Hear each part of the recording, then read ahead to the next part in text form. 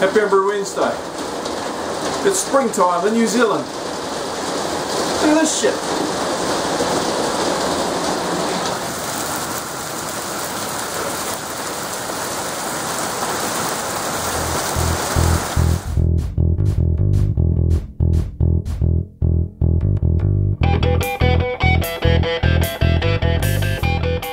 Rain in springtime. Who would have thunk it? Actually, it just finished hailing. Just as I come in here to do a video, the hail starts. I've got a Braggot fermenting away.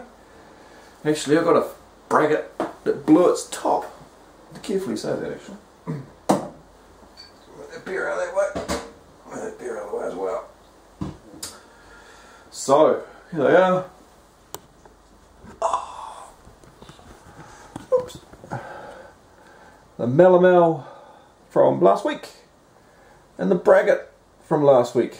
Now, I thought this one didn't have a lot of headspace, and the raspberries, of course, the raspberries sit on the top. You can see the raspberries all sitting on there. You can see the bubbles slowly coming up through it, so I don't have to punch through. I read somewhere about fruit meads, or having fruit on the top of a fermenter.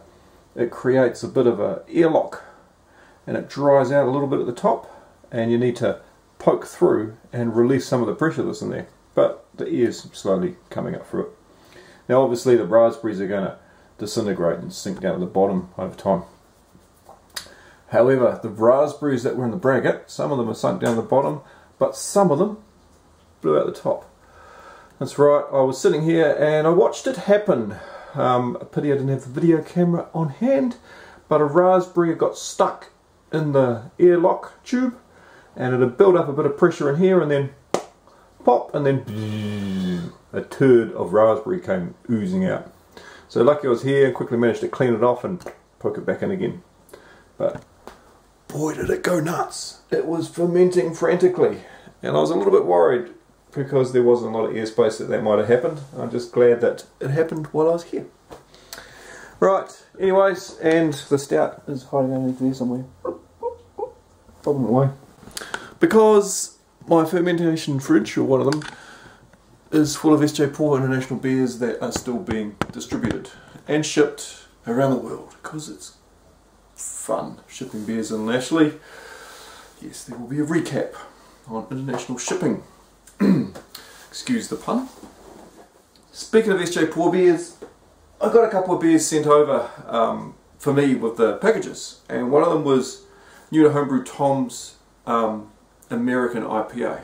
Now, I was going to crack into this on his birthday, and then I realised that this is his SJPORR beer, and I shouldn't really do a video review of it until the other international people have done their video reviews of it. So I'm itching to drink it. What I might do is I might drink it, Tom, record it, and hold that video until a little bit later on, which is probably a good idea. Don't have to do it live, and I don't want it to sit too long, so I'll pop that back in the fridge and I'll record that another time. Anyway, from Norway I got Geir's Juniper Ale, so I'm going to give this one a crack. Geir Mathello de Lange. Now I probably bastardised that in English from Norwegian and how it's meant to be pronounced, but Geir. Should be able to do that one right. Where's my glass? Now, juniper berries. For those that don't know what juniper berries are, they're bitter little berries, and they're normally used for flavouring gin. Now, luckily I've had a couple of beers with juniper berries in it before, and a couple of beers. How many berries have I had? Beersies. I've had a couple of beers with gin in them as well. Interesting.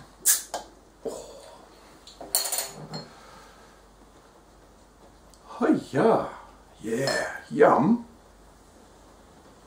Ooh. Up and shot.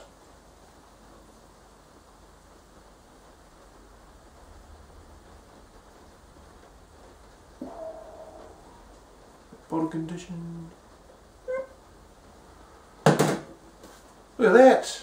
It was clearish, until just a little bit of the dregs just came in and just clouded it down a little bit. But wow, it poured really nicely. It's got a decent, nice, thick, creamy head in it. Oh, you can smell the pininess of the juniper berries in there.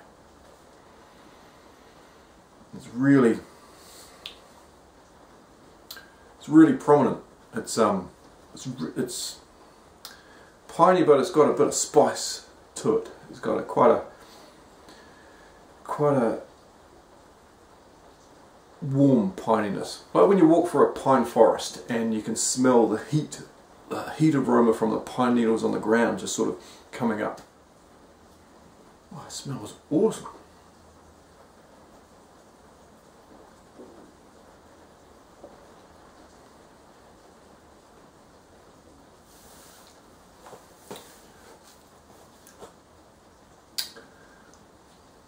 That is cool.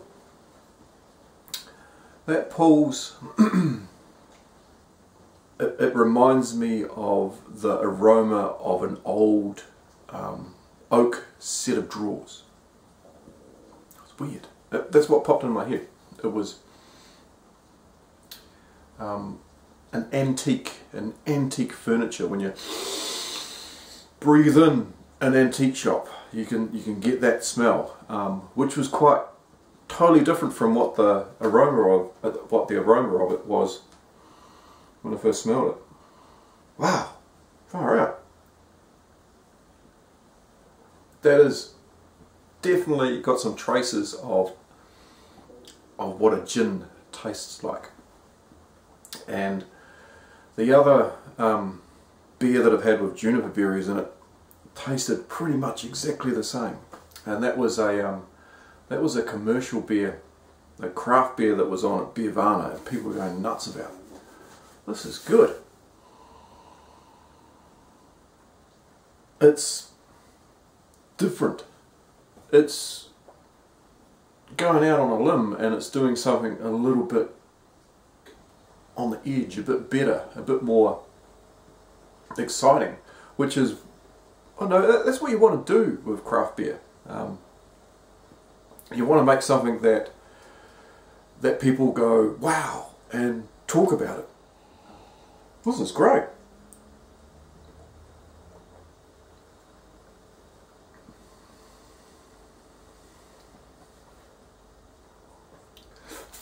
Not quite sure what the hops are that are in there. And they are sort of in there. I think they're just sort of helping bring that juniper aroma or that juniper flavour up a little bit, just to help balance off the bitterness. The malt's pretty balanced in there. It's showcasing that new flavour. It's definitely showcasing that new flavour. It is. Geir, I reckon this is a beer. If you've got more of these bottles, you should get some of these bottles into some BJCP competitions. Okay, have a hunt around and find out, if there's a competition in France or Germany or Spain, if they're anywhere that's close enough for you to ship, that allows other countries to enter in the competition. Have a look locally and see what brew clubs or what beer festivals are having BJCP competitions in, and I would submit some bottles of it and get some BJCP judges to give you some feedback on it, some really precise, good palate feedback and what they can pick out on it, because I think you've got a winning beer here.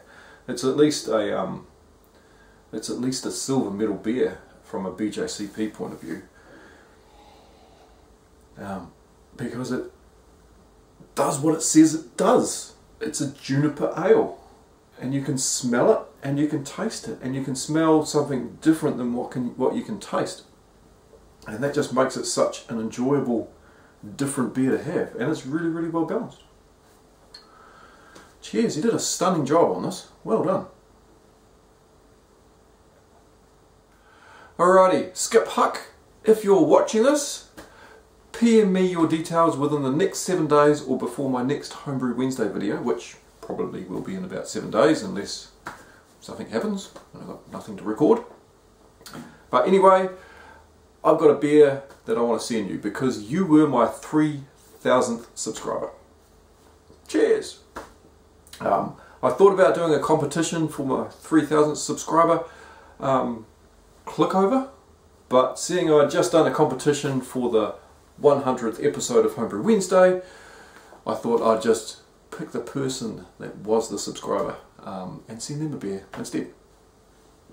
So anyway, congratulations Skiphuck, and cheers Geir, and of course Tony Yates for adding this into the international shipping for the EU beers that you sent over for distribution in New Zealand, for adding this beer in and also adding one of your own beers in as well. So I'll be cracking that one open another time. But cheers Geir, this is exceptional, really well done. It's really cool tasting a beer that somebody has crafted and thought outside of the box. Great job. Cheers. So another one.